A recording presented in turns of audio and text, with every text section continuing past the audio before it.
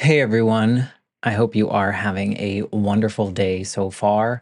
I am just dropping this special little clip into all the episodes. So, no matter what episode you're listening to, this is actually pretty current as of July 2024. I wanted to come on here and just say a big thank you to Earworthy because the Life Shift podcast was just named the best overall podcast of the year in the first Earworthy Independent Podcast Awards.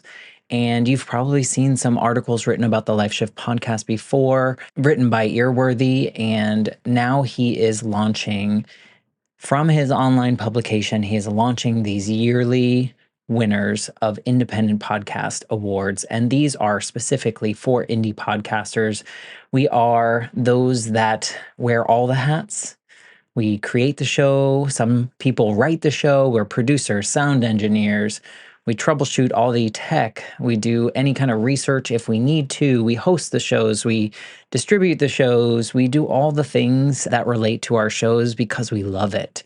And it's so nice to see my name in a list with some other amazing podcasts like Multispective, which won Best Life Lessons Podcast. Salad with a Side of Fries won Best Health Podcast. Bippity Boppity Business won Best Business Advice Podcast. And there are so many more. And so I just want to come on here and say thank you to Earworthy for not only doing these awards every year and just honoring some of us indie podcasters that sometimes feel like we're just shouting into the void, but we're not. We're just doing what brings us joy, and hopefully through that work it brings other people joy. In my case, for the Life Shift, I hope that each episode finds the ears that needed to hear it the most so that they feel a little less alone in their circumstance. But also, Earworthy writes all these amazing publications pretty much weekly, every week, every weekday, I should say, where he writes on Blogger, Medium, Substack, Tumblr, Vocal, Many Stories, and for other places. And he really just highlights the independent podcasters. So thank you, Frank, for everything you do with Earworthy and for recognizing all of us in the first Earworthy Independent Podcast Awards. If you'd like to read more, please head to medium.com/EAR hyphen WORTHY. Thanks again and enjoy this episode. This episode is sponsored by my friend Tracy and my friend Emily, who are both sponsoring 2 episodes a month on the Life Shift podcast Patreon feed. Basically, that is a member support, and that's just helping to contribute to the production costs and anything that I need to keep the show going. As you know, I do all of this myself, and so sometimes I order software or hardware to make the show better than it is the day before. And so if you want to directly support the show, please reach out to me or go to patreon.com/the Life Shift podcast, and you can find out all the information there. Thank you so much for your support. And without further ado, here's the intro to the episode. Did you feel conflicted? Like your faith says you have to stay married and like, you can't or you shouldn't? 100%. I spoke to 4 priests prior to, and I think towards the end, it was pretty mutual. Like we knew that there wasn't a path forward, but like to take that step, a thought for me was like, am I condemned for life if I like get a divorce? Like it sounds like, being raised Catholic, you understand like Catholic guilt's a real thing. And I was like, gosh, it was like my stomach wasn't knots, like trying to process that. It was not a fun thing, but I was able to, I'd like to believe the right people came into my life to speak into me, to give myself the grace and the forgiveness, and knowing that like, look, we're human. We are not perfect. Mistakes happen. This is a blip in the course of, if God willing, it's a long life. Like, how can we get back on the right track? Be a light to those who are inevitably going to be going through the same things, and try to find a path to happiness again, where could be at that point in time the best father for our daughter. But it's like I think about it like your faith tells you should stay married. Could you imagine having stayed married in a situation in which it was not healthy for any party Yeah, just because of your faith? no, no, that's no. I probably would have been.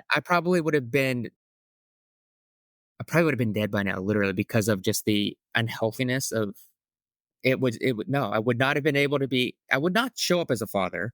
I wouldn't be able to hold a job, and, You wouldn't show up for I yourself. wouldn't show up for myself, and I would be it would just be My guest this week is Bryant Salcedo. Bryant's life story is like one of resilience and faith and really a transformation of how he saw things going in his life. It's a journey of really navigating these personal traumas that undoubtedly will resonate with many of you. His life took a dramatic turn about 6 years ago when he became a single father and he lost his mother within the span of a year. These experiences reshaped his outlook on life, of course, and it really had him challenging his faith.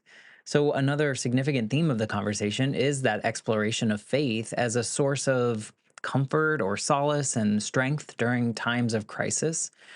His faith played a pivotal role in his journey through his personal trauma. And in this conversation, he shares how it kind of really fostered his resilience and deepened his faith, offering a compelling look at how connecting to a religion or a faith can have a transformative power.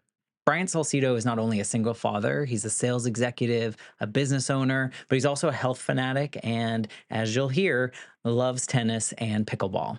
Despite experiencing significant personal trauma, Bryant's journey is a testament to his strength and his deep faith. So, without further ado, here is my conversation with Bryant Salcedo. I'm Matt Gilhooly, and this is The Life Shift, candid conversations about the pivotal moments that have changed lives forever.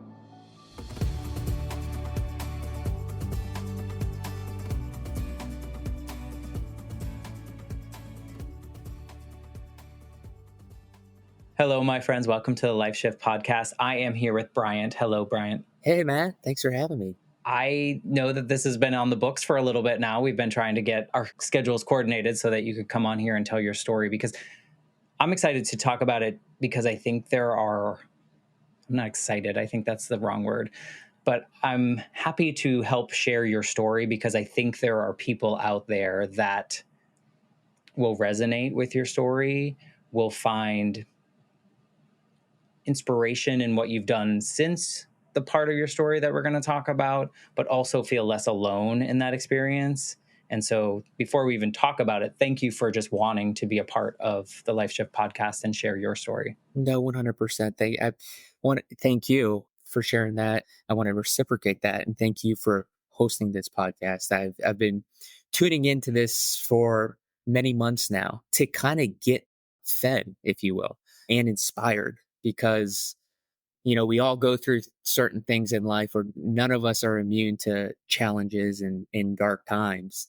But there's ebbs and flows, and life could we can have blessings and things could be going good. And sometimes we need those reminders of the things we've been through in the past, or just reminders from other people's stories. And that's what you're doing consistently. So for that, I say thank you. And I know you're impacting so many people. It's why I had reached out to be a part of it, to share. And yes, those 4 times of us canceling is on my end. So thank you for not saying to heck with you, Brian. I'm moving on. So I'm glad we could finally make this happen.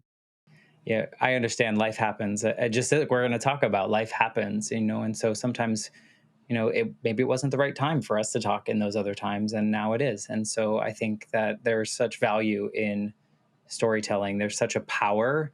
I mean, we were talking before recording. This is like the 138th interview type conversation that I've had. And I've just realized the impact that words have and the power even for the storyteller to like say them out loud and get them out of our heads about whatever moment that might be. I've been lucky enough to have people come on the show and right before we start recording, they're like, hey, I want to actually talk about something I've never shared publicly before. And you're like, let's do it because you never know who this will affect now or in the future because these, podcast episodes stick out there forever. So, it's such an honor to be able to hold the space for these particular conversations. It's an honor for me. So I can't wait to dig in and just I know it'll be a fun conversation for sure. We will do that. And for anyone listening, I don't, just for a little heads up, I don't do a lot of research. So I don't know a lot about Bryant beyond like what I've seen on Twitter, which is, I'm just going to call it Twitter because that's what we all say now. We don't say X. And now Instagram, which, so now I know the one thing you're going to talk about today, and I know that you are a pickleball pro, correct? Well, yeah, coach. Like I do a lot of that.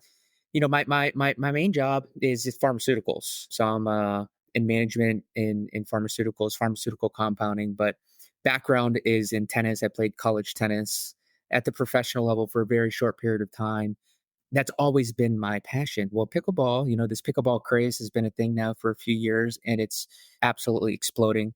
It's the fastest growing sport in America. And what gets me excited about it is seeing me on X. I've been on X for about a year and a half now, and it's been a tug of my heart a few years after the pivotal life changing events that we'll get into, to kind of just share publicly my life now moving forward. And if it could impact someone in a positive way, then it was time well spent. And that's specifically around faith and fatherhood being a single father. But I'm getting into pickleball because the tennis is the background. It's a natural transition into a racket sport. I absolutely love it. Was a part of a project with some business partners that we're no longer doing. So that was in the game for a couple years, coaching virtually. But now I do it very actively in person here in Austin and create a lot of content with the bigger vision being in some way, shape, or form, because pickleball people come for the community. So it all kind of intertwines together in some way. So pickleball, it's about the community, and then going even deeper, taking it one layer further. How can we talk about the faith aspect? And faith may not be for everyone. That's okay. But I think we can all agree that we all crave connection in some way. And so for me, I've been able to find that connection through the darkest times with a relationship with the Lord. For some people, it just might be whatever it is, but we need people. And pickleball does a great job with that. No, it's awesome. I see a lot of people playing it, gravitating towards it, and another thing I hear is there's a lot of injuries that come from it. So Yeah. having a coach or someone like you to like teach them the proper ways to do things, maybe you're also helping them prevent Hopefully, injuries and the things that come along with it, because that's probably because I think that it's a more accessible racket sport, I would imagine, or it seems 100%. to be. Yes, much Yet more. people that aren't necessarily fully athletic might be the first time they're jumping out there, and that's probably why the injuries occur. So good on you for helping them avoid those. Exactly, and trying without a doubt. Yeah, I'm impressed you know that, because a lot of people are like, the barriers to play pickleball, which is why it's growing, are just so low. But if you're not careful, yeah, there's a ton of injuries occurring right now, and that's an unfortunate thing. But like with a little bit of guidance, yeah, those could be prevented. I mean, it's a fast twitch type sport, so Exactly, you're prone to twisting an ankle, to exactly. falling on something, to running the wrong way, running into something. So yeah. So good on you for finding ways to incorporate all the things that you love, though, because I think that's the challenge in society, or at least in my generation, growing up in like the 90s. It was very much like there were like four things you could do, and it wasn't because you wanted to do them. It wasn't because you were good at it. It was just like you pick one of these five options, and then you go to school for it, and then you just continue on that path. And now I see people around me that are able to like connect these dots, and I love that you have this fathership community piece, this faith community piece, this pickleball from your actual expertise and your skills that you have, and you're kind of bringing them all together. So that's exciting just in its own self, of like being able to find that and create that on your own. And that's a great point. I say that now, it's like because it's what I'm doing, and it's a recent kind of evolution, but like anything else, like it is a couple, it took a couple years of just like pressing in and being just like, okay, how is this going to come together? What's it going to be? Because everyone, especially on the Twitter world, they make it sound so easy. Find your why, find your this, find your, what are you good at? What can you monetize? Yeah, What do could these you five do? things. These five things. Exactly. And it's like, gosh, like I'm just more depressed now because I don't know what to do. But like truly sitting, being patient, the faith aspect, trusting in it, trusting it'll come about, it'll unfold.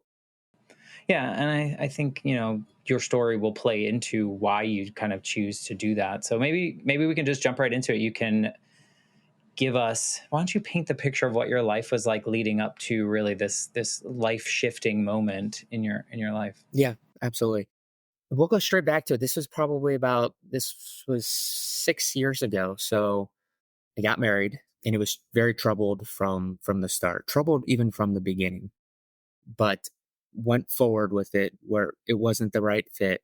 Shortly after we got married, we found out we were expecting. So that added to the stresses of already a very just difficult dynamic in a relationship. And then this is all within the first year of marriage. A few months after that, our world got rocked that my mom had stage 4 ovarian cancer.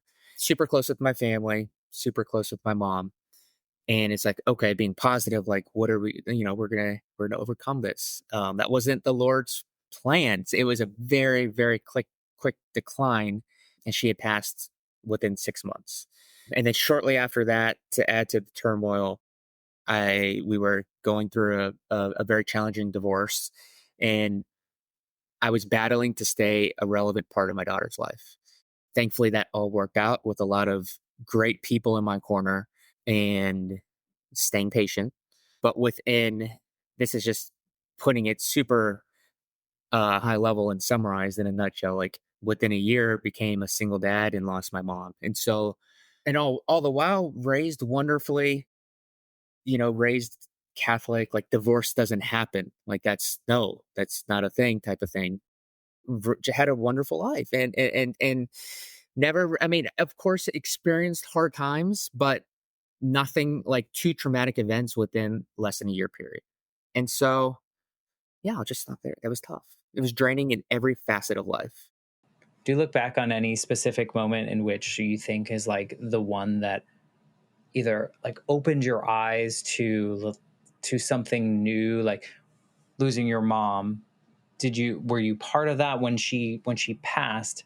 Was it like life was different then and you saw things differently, or were you still kind of chugging along trying to be like, no, I got to make this work, or I need to finish this divorce so then I can move to the next stage? Because I can see how they can all kind of layer on top of each other, and I'm wondering if any of them stopped you in your tracks. It's phenomenal. You're good, man. It's a phenomenal question. Oh, so I'll go to the one with my mom because that was kind of the first thing. 100%. Like I unfortunately wasn't able because of like, just the struggles with, just getting married. I wasn't able to spend much time. She was in Ohio. I'm in Texas. Much time with her during those 6 months. I consider myself lucky to be able to have been able to spend the last week of her life with her, literally by her side. And so that week, going back to that week, literally, and for the majority of that week, she was like non-responsive. But I was able to just really just like hold her hand, be able to just, it was a one-way conversation, but it 100% gave me a different perspective of life in that she was like a chronic warrior, and she'd be the first to say it. I got that from her. And that experience from that point on, I wouldn't say it's not a thing anymore, but it almost radically changed how I very, very rarely do small things even rattle me, because it's like, wow, like my mom, who's super healthy, did all the right things. Like life can change like that just because. And it's like here today, gone tomorrow type of thing.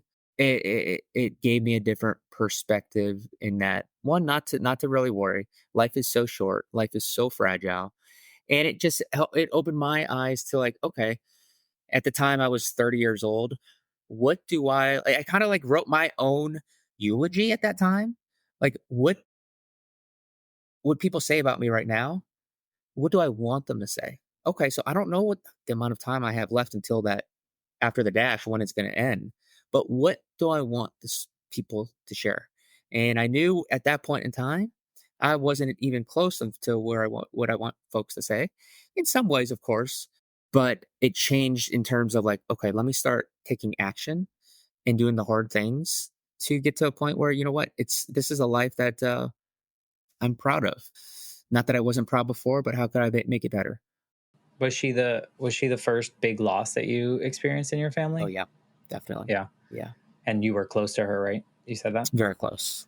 Yeah. Very, very, very close. It's very similar to the experience I had with my grandmother, because when I was 8, my mom was killed in an accident, Oh, and that was my life shift. Like that was a big one. everything changed in my life, and I didn't really know You how were to 8 years process old at the death. time? Yeah. Okay. And I didn't know how to process death. Like, I didn't know what that was. And no one around me knew how to help an 8-year old grieve, because it was back when people didn't talk about mental health. They didn't talk about grieving and all that stuff. So I say that because my grandmother, my dad's mom, stepped up and was just like, she became the mother figure for me. And so over the next couple decades, I got really close with her, probably in a way that you were close with your own mother. Mhm. And in 2015, well, earlier than that, like 2013, she was diagnosed with lung cancer. And then in 2015, we kind of knew it was coming. Yeah. But because I wasn't able to like grieve my mom properly because I didn't know how, I didn't have the tools. Over the 20 years, I figured out how to do it. And so now this time I knew. I knew how to do it. I knew how to process the things that I needed to in order to do that. And like you, I was able to spend the last 96 hours of my grandmother's life by her side in the hospice house, watching this woman that had been my hero for so long, kind of succumb to the end. Also, like your mom, total worrier, and right before she became really non-responsive, and I was wondering if your mom maybe had said this as well, is that she was like, I wish I hadn't worried so much, because all that matters in the end is the love that's around me, and it was like all the people that loved her were standing around her. I have goosebumps right now hearing you say it. Yeah. And for me, which it sounds like you stopped worrying after, like for me, that took away so much of the, why do I worry so much? Because I took it from her, and now Exactly. after that, she was telling me like, none of it mattered at the end. So why should I worry about so many things? Also, like you, I don't necessarily stop worrying about everything, Right. but I do look at it differently now because I did have that experience. And I look at that loss as like one of the most beautiful things that I could have experienced, Mm. as sad as it is. Mhm.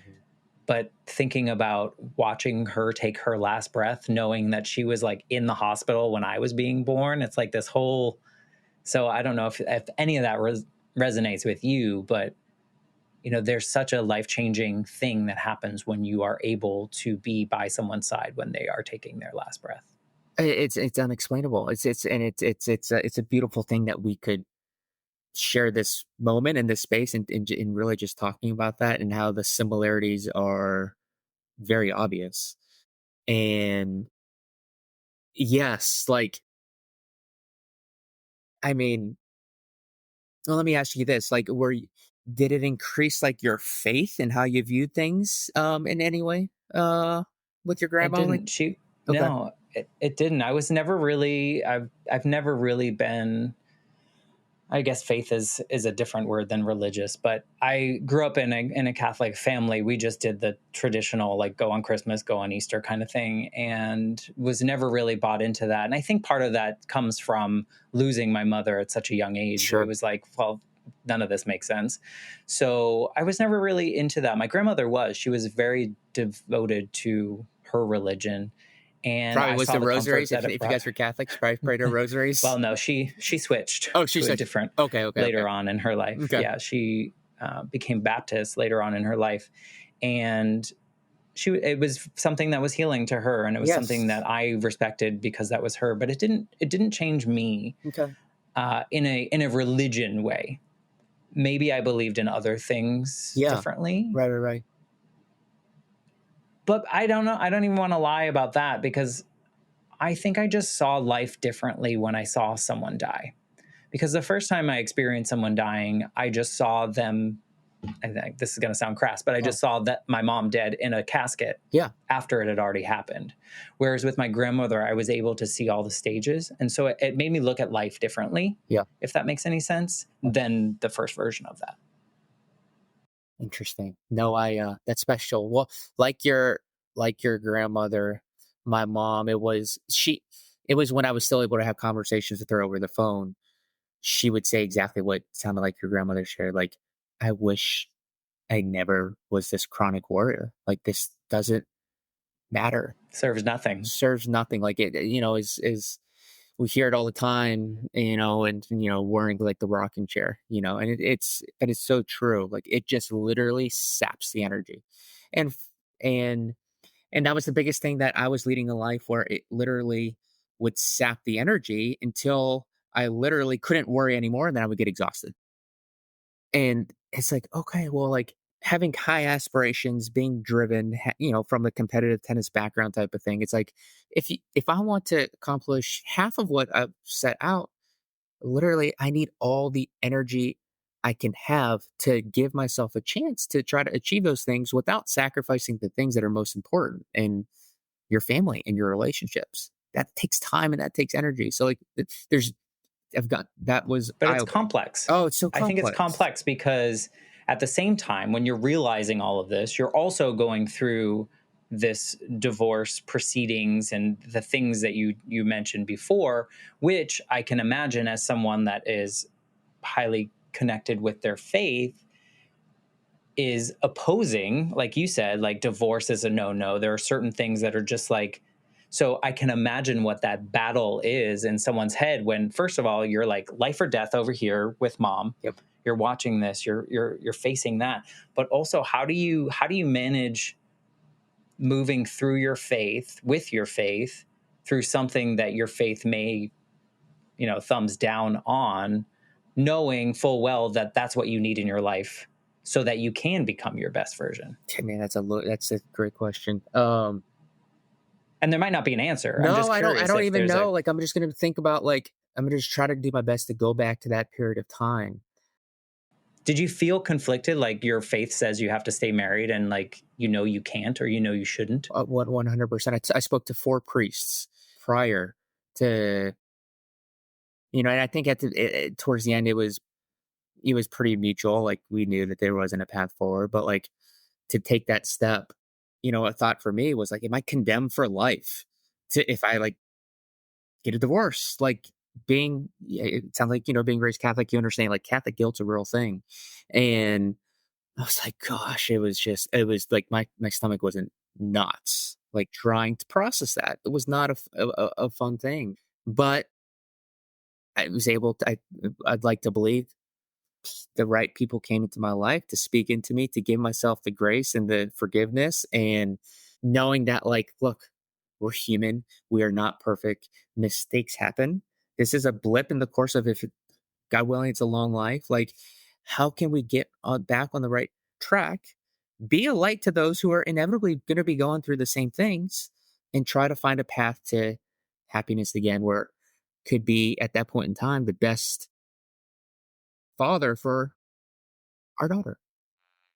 But it's like I think about it like your faith tells you should stay married. Could you imagine having stayed married in a situation in which it was not healthy for any party Yeah, just no, because of your faith? no, no. That's no. I probably would have been. I probably would have been dead by now, literally, because of just the unhealthiness of it. Would no. I would not have been able to be. I would not show up as a father. I wouldn't be able to hold a job. And, You wouldn't show up for I yourself wouldn't show up for myself, and I would be. It would just and your be wife because no. the yeah, none of it would be. And so I think that's why part of me has this like this feeling about faith, and it's nothing again. I love that people have their faith in whatever Yeah, it may be, yeah. but sometimes No, you're right. we have to come first, right? And sometimes we have to bend the rules or whatever we're going to call them Yep. because like you said, had you followed that, like you're like, no, I can never get divorced, I need to go down this path, you would not be living as you. Oh, You would be living in a shell of you. You would be walking on the earth, but not doing the things you want. So good on you for trusting yourself enough to move through that. Because I think there are a lot of people out there that don't and wouldn't. man, that's such a good point. I didn't even think of it that way. And yes, and for those who are in that spot, like, know that there is hope, and there is it's not the end. And that feeling of fear, or that spirit of fear, or be it whatever, like, if you truly believe in God, like, that's not coming of God. I believe that. And that's where going back to then, like, I'm like, okay, that guilt and that fear, that is if that is the God I serve and love, like, that shouldn't be coming from him. And so it's like, okay, no, like it's okay. I'm gonna, I'm going to relinquish that shame and guilt and all the things that it's like, okay, no, I'm like a man of my word. I gave my, like as the church, like that's not a relationship, that's a covenant. Like all the things that are in your head at that moment in time where it's like, no, you can't do it. It's like, okay, well, that's why at the end of the day, Christ came because he knew we were going to do things that aren't right and sin. And, so, I don't want to go down a road that, but I mean, No, it's challenging. I it's think hard. it's challenging. And I think it's important for people to also then have, which it sounds like you did, was this like reconciliation of yourself and your faith and all the things that like, no, like it's all okay. And I can move through this. And like, there will be a life after this divorce. I'm not saying a life after this, but Yeah. like a Yeah. life Yeah. after this Exactly. divorce, Precisely. and in which I can serve whoever my higher power is, and honor whatever whatever I want to that aligns with my faith, right? Spot on. Yeah. Literally. And that's what I'm trying to do right now. Like, I don't know if it's right or wrong. I'm just trying to live true to myself. And None of us will know if anything's right or I wrong know, until we're done. I know. It's true. We won't know. Which is another something that I've talked to a lot of people about, in the sense that like there is something in that statement of knowing, like, none of us will know if we have the right religion or we have the right faith or until we're dead. Like, we won't really know until we face whatever that looks like after that, right? And that tells me in all these conversations why so many of the people I talk to are like living their lives for them. Like they're, in service of whoever or whatever that they want to, but also like they're doing the things they want to do. Like you found pickleball, you're coaching people in this, you're trying to bring in this faith element, you're trying to bring in this fatherhood element as well. Like you're living in your truth, if you will, Yes. right? Like you're serving yourself with the things that bring you joy, that bring you happiness, that fulfillment. And I think more people need to do that I would and love to be not able to, worry. without a doubt. And if I hadn't gone through that pivotal life changing stage, there's no way I would have, I wouldn't have been living true to myself. It was, yeah, no. Was single fatherhood like the moment you became, when did you realize? Like, was there a moment where you closed the door one day and your child was with you and you're like, this is me and the little one, that like really shifted you and go, oh, wow, this is real? Yeah, no, I mean, it was pretty instant. Like, I mean, the proceedings were almost a year and a half, close to a year and a half. And throughout that journey, like when, I had moved out and, when I had my visitation time with our daughter, it was real instantly like, wow, this is how life is now. Was it good? Yes, because the place we were at was not healthy. And so it was it was it was good, but it was more so like, wow, like this is not, growing up in a wonderful family, married parents, like this is not what I envisioned for my life. This is not what I signed up It's not the for. This is not, storybook. no, far from. And it's like, But man, most people don't live the storybook, just so you know. I guess so. I mean, exactly. I think we're fed some things when we're younger, and we Exactly. absorb them. But And it that's where sounds like you social made it your media. own, though. Yes, it made it my own, and it's like, you know what? I think I don't know if there was like this. There wasn't this like epitome or like this aha moment in any way. It was more so just like, wow, a sense of over time peace with the whole situation, and tying it back together with like, okay, the recent loss of my mom, and as I was grieving that simultaneously, it's like, I don't know how much time I'm gonna have left here, but I'm sure well damn gonna make the most of it. Getting back to like living to my true self and the faith part not leaving. So like, how can I know that, like, look, to my core to this day, I truly believe this part of the book so far up until I'm 35, like it was written, it had to be played out. And now it's like, and I know because of the faith aspect, moving forward, it's already played out. But like, I just hope and pray, like, I'm living in alignment with what what God wants that to be. And I know we don't know, like we were saying, but I know that how I could try to have some sort of semblance of like yes or no is like the level of peace that I have. And I have a lot of peace right now versus versus what I did in my previous life, because it was always just like, oh, what if, or should I do this, that, and another. Now I just go about my day. This is what I want. If it's going to play out, it's not going to be because of a lack of effort.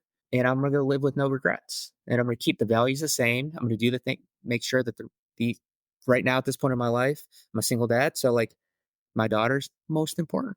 If it's in the deck of cards to be, married one day or more children, like that, those will be the non-negotiables. Everything else will then flow down from that type of thing. Do you think that losing your mom made you a better dad? I mean, from the mere sense of like, look, learning that like you don't really have to worry. Life is so fragile. We could be gone tomorrow. It 100% did, because I yeah, I have more energy. I focus the energy that I have.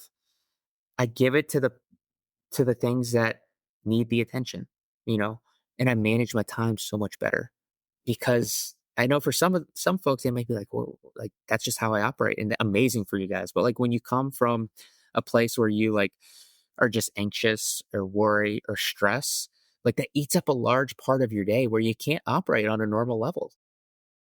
And that transformation, which is again some days better than others, but generally speaking, just so much different than what I was before. And that's what one of the biggest takeaways I took from my mom's death. So, yes, it definitely made me a better dad. Yeah, I mean, it sounds like it gave you a different perspective. I think, do you ever think about like if that hadn't happened and your mom was still around, what your life would look like? Because when I do, I'm like, I know I wouldn't be having this conversation right now. I would there like none of Yeah. this would be in the What do cards. you think? Well, let me, this life shift podcast being born, was it inspired from, you know, all those moments, would you say? Yeah. Oh yeah. The life shift in my life was my dad sat me down. I was visiting him in Georgia. My parents lived 1,000 miles apart, and I was visiting my dad. He sat me down and he had to tell me that my mom was dead. And from that moment, I had to move states, move schools, live with a different parent that I wasn't used to living with. He became a single parent that he wasn't planning on doing either, Yep. and life would be totally different. I was attached to my mom's hip, and that was my life. And I think that's how it would have played out. I wouldn't have understood grief. I wouldn't have, like all of No. these things would have played so differently. I would not be this version. We would not be having this conversation. I would not be, and so it's different when you lose someone later in life, I think. Yeah. I just think it's interesting because sometimes when we see mortality, we see things. I don't know. I think you see, when you see someone die, everything changes. Like your perspective on like what matters Yes. changes. 100%. Your like when you used to get mad at a store because something was taking too long, now you're like, who cares? I'll just wait an extra 10 Oh minutes. my gosh. Everything that you approach. So I can imagine if you are in something, anything, whether that's like you're going towards some like, let's take a simple example. You're going to a degree, you're doing a degree program that you don't care about. You're just doing it to do it. I would imagine that if at that time your mother was also dying from an illness, you'd be like, I don't need that. I'm not even going to do that anymore. Like I'm Without just a going to doubt. quit it and nobody cares. You Exactly. know? No, yes, it instantly makes like hard decisions. You just view it through a different lens. Has your faith changed in all of this? Yes, it's only deepened. And a lot of people are, Is it deepened in the same hole, or did it like move at all and that's like a good question. create? What do you mean by that? I don't know how to say this. I'm trying not to say this in a way that sounds bad, but thinking if we're growing up in a religion that is restrictive, if we Yeah. will, there's rules, there's Yeah. guidelines, Like a there's you said it, container type of Catholic thing. guilt. Yes. There's a container, right? But then all these other things that are opposing some of those Yep. elements happen in your life. Yep. Whether, you're testing your faith Divorce. when someone's dying, they get sick, the perfect person in your life gets an illness that they cannot recover from. You have to go through a divorce. You have all these other things that are happening to you. I can see someone remaining in their faith, but wondering if it shifts at all. And you said it just goes deeper. Does it shift and then you start building a new route, or are you still in the same space? Like Maybe everything feels the same. everything from the foundation really stays the same. There probably could be shifts, and I don't know how to articulate it or put it into words because it's like, look, I would be lying if I said like the faith wasn't tested, if I didn't have angry conversations with God, if I didn't be like, why? Like, this makes no sense. Like, a loving God and this happens. Like, why? But going, processing through that, and again, easiest way I could put it is always getting to a level of peace. It's like, okay, I truly believe like going through all of that, I didn't know what the road held in front, but I always knew he was beside me. And you always knew there was a road that was you were guided down. Exactly. And so then that's why So you like trusted in that. I You had trust it. faith. I mean, Exactly. that's the whole word. The essence of it. Exactly. And why? Like, I think that's the part of the mystery too. Like, I maybe could say like, I think maybe faith comes easier to some than others just for no explanation. Maybe it's the upbringing. Maybe it's where the mystery is. Like, maybe God puts it under our hearts. Like, that's a level of theology that I is be over my head, and I'm not going to even try attempt to go there. But I could speak from my heart and my experience, and know that like the little that I've read of the Bible, like the whole story of the Bible is like people going to limits on their own until they're like, you know what, I can't do this on my own anymore. I need God. And sometimes some people don't, and it's fine. But like a lot of the stories is like, can't do this on my own. I need God. And maybe it's like the sort of competitive side of me, but it's like, look, okay, in a weird way, like my faith can't be built if I don't have problems.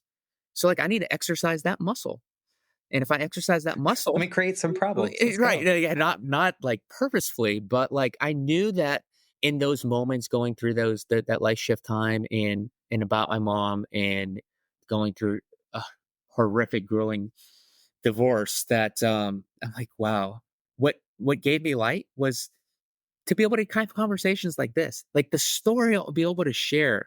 And I have countless stories already where folks are going through a similar situation that I went through. And at that time, I thought I was like the only one, and it was so unique to me. But now it's just like something where it's like, and that's part of the motivation to just like go on Twitter and be like, just talk about these things because it's a common thing and it's okay knowing that you're not alone. And so I think part of it was having the faith, knowing that like, man, maybe there's a bigger purpose for it. And Yeah. And it was all going to work out. it's gonna work out. I never doubted that. Never doubted that at all. Yeah, I also think there is a difference for a lot of people between faith and religion Definitely. and organized religion versus a spiritual faith or a belief in something. So I think there's all that. And I Yeah. think what's nice now is that I think that everyone's faith is different too, even if you are in the same, quote unquote religion, Yeah. right? Like everyone kind of approaches it in a different way, feels it in a different way, it lives in it a different way. So I think it's nice that people have these conversations now and it's not like you versus me, not us literally, but like it's not like that. And that's why I'm curious in this if it changed, but it sounds like that was your guiding light the whole time. The whole time. You had the street light on and you knew that the next street light was going to come on as long as you took the next step. 100%. Literally, that's well said. I literally had maybe even call it reckless faith. Like it's like, why am I even like someone Well, if you've tested it before and it works, true. why not? Exactly. And but this was a level of test that I had uncharted territory. So it was kind of like, well, I'm just going to take that step and I'm going to put one foot in front of the other. And up until that point in time, I would literally think in a year, in quarters and months at a time. Literally, I would shorten the field so much and think about the next day, the next hour, the next minute, because that's all I was able to think about. And it was that level of faith that helped me just like, okay, and level of conversation and talking with God, like why, but there's a bigger purpose. Just help me take this next step. Help me get through this. Help me show up in the way I need to show up for my daughter. I think it also like removes a level of, I don't know if burden is the right word, but Yes.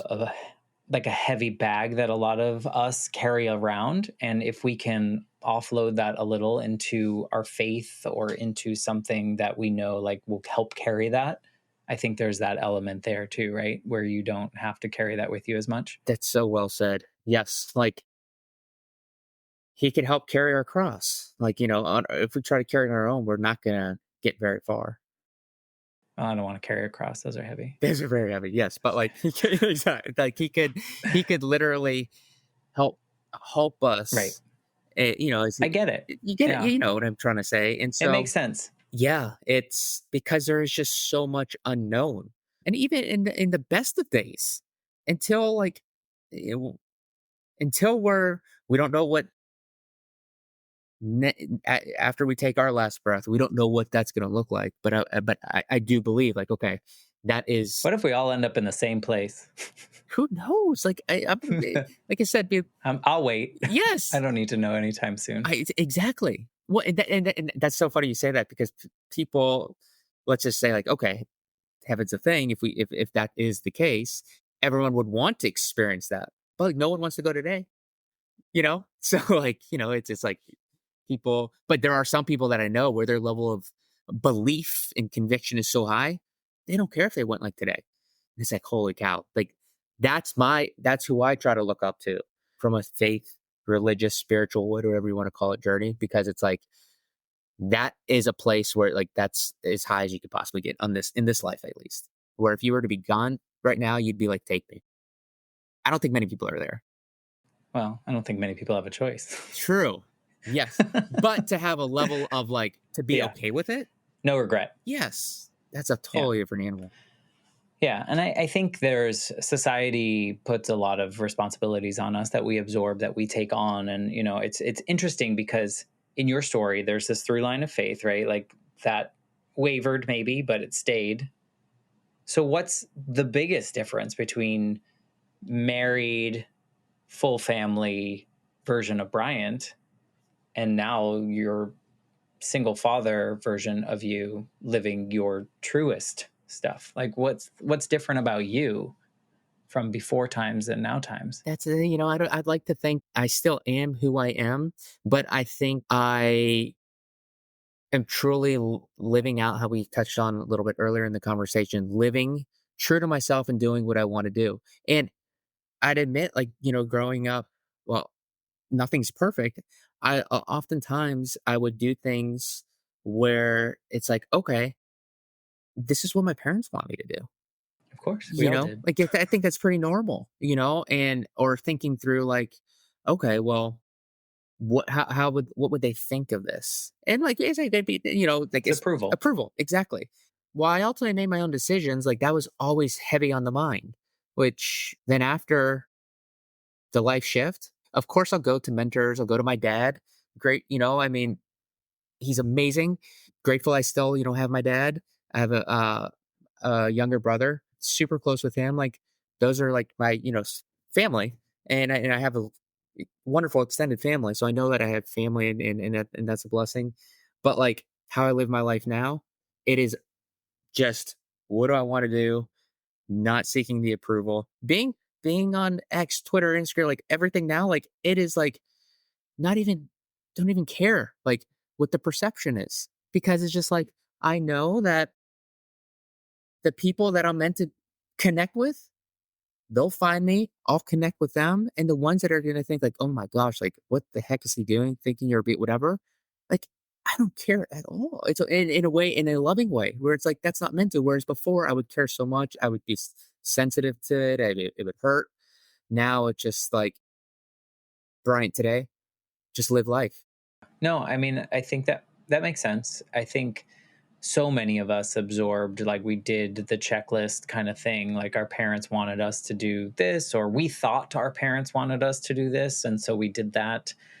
I think that for me, when my mom died, it was something in which I absorbed perfectionism and I tried to be the best at everything.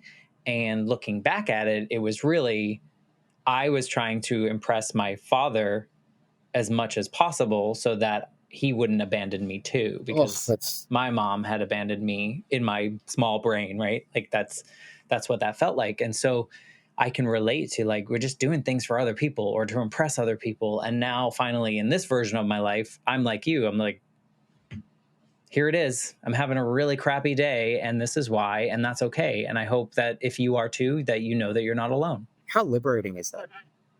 It's so liberating, but I don't think I would have realized that had I not experienced those really hard No, times. 100%. No, likewise, it would.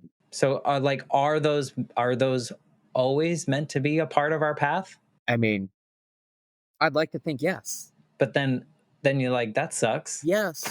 But like At the someone same said it time. so wonderfully, like, and like my mom said that I don't put it in this kind of like box because I have it 100. I mean, I wish she was still with us, but like the divorce, for instance, like the things that you don't always have to like the things you're grateful for.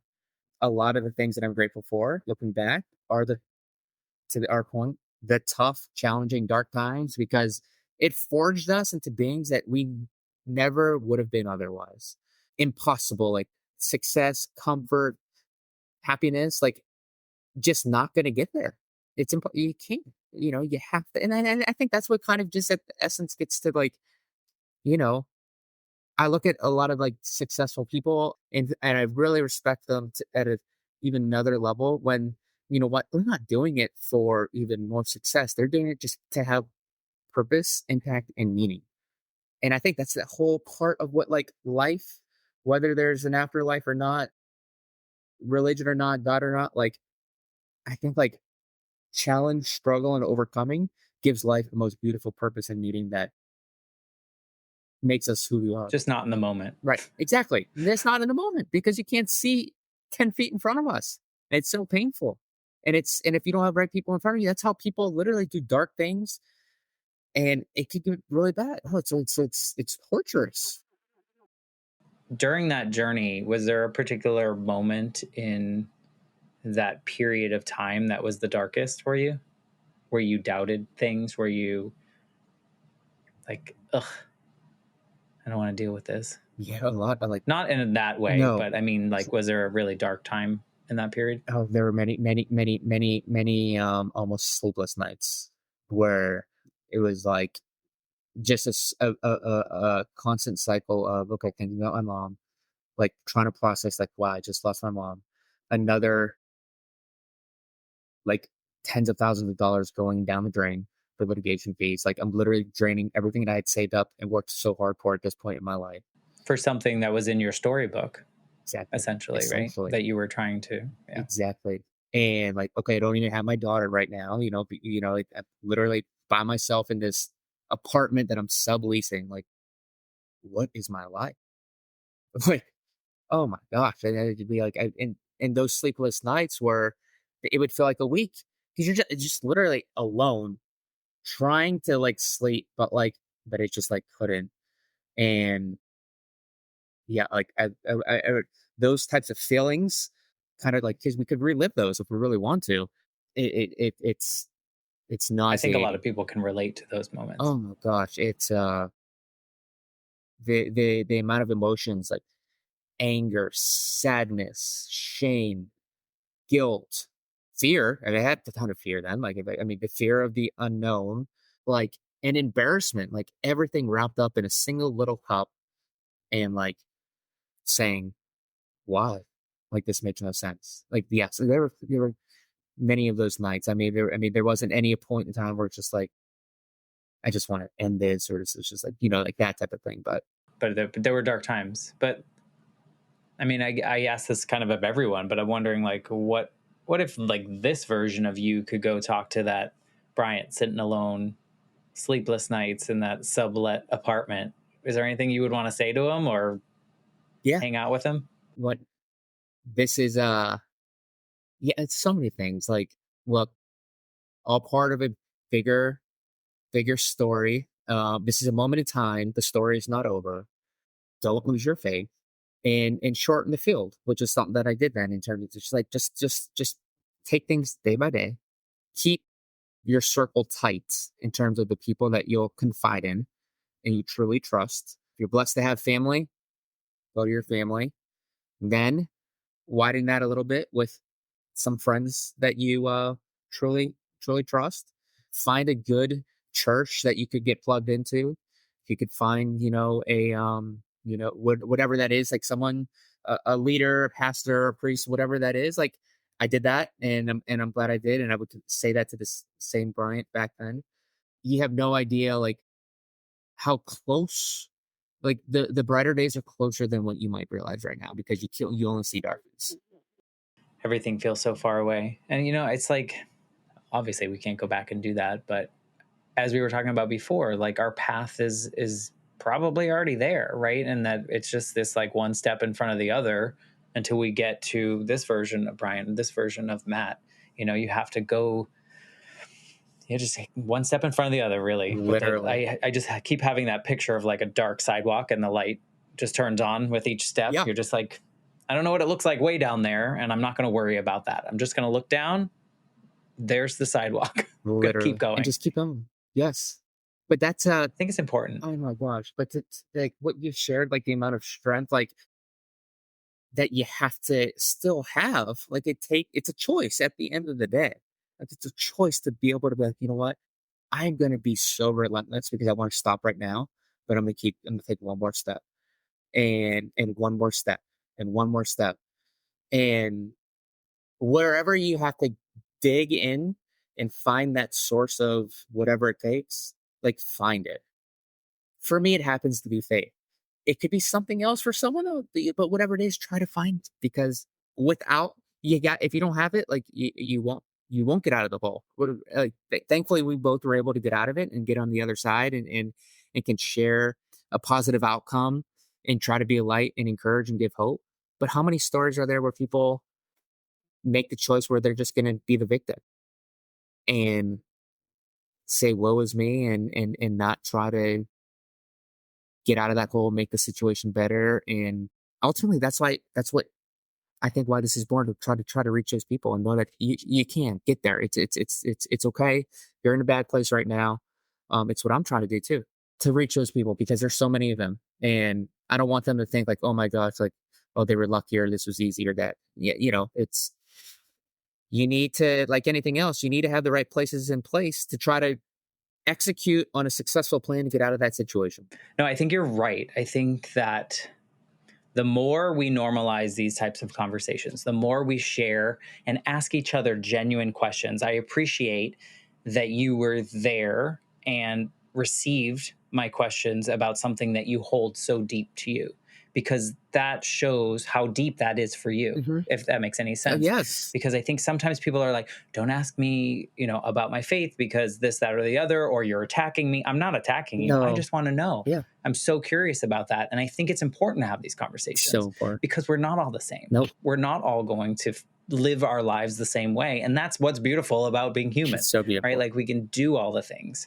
So thank you for allowing me to ask you questions that maybe I wouldn't ask other people yet, or, maybe other people don't ask those questions, because I think it's important. Of course. And thank you for asking them, because I too absolutely love these types of conversations, because if we didn't get, I got to this point for a reason. And if it was like, I don't just say, oh, because this is how I was raised, this is how it is. No, like I've gotten to a point where, yes, I happen to be there, but a lot of stuff has happened, clearly, as we talked about.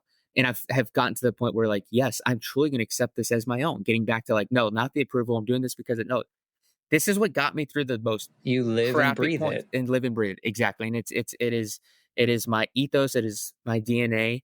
And I know it's not for everyone. And so like, that's where I think that's the important part. Yeah, exactly.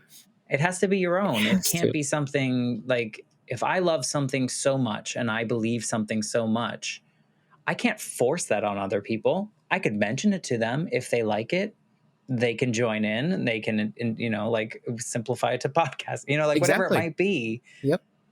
But it's yours. You get to own it. You get to love it. You get to do whatever you want with it and live in it and breathe it and share it. And if people want to absorb it, they absorb it, and I think that's what's really nice. Speaking of absorbing that, if people want to like get in your world and understand what you do, or talk more about faith with you on Twitter, or talk more about pickleball on Instagram, what's the best way to like find you and get in the space? Yeah. So the biggest thing that I'm really trying to help people the most on is with my newsletter. So like it's I could share with you. Put the Yeah, link put in the that show link notes. Yep. exactly. But like that's where I'm trying to intertwine all three, like the faith, the fatherhood, and the pickleball.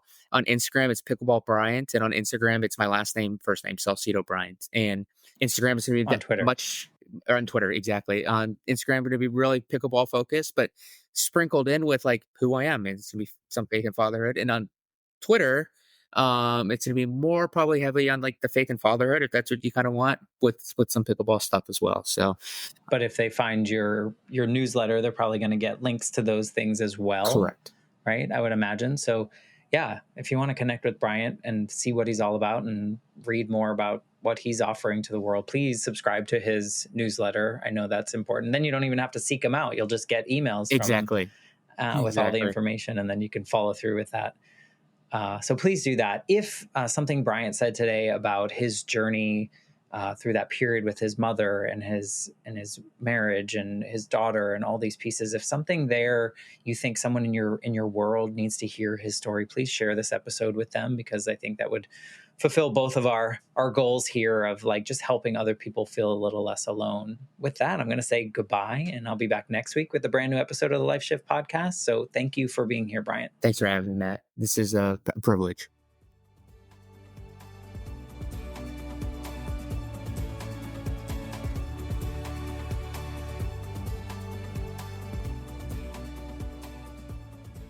For more information, please visit www.thelifeshiftpodcast.com.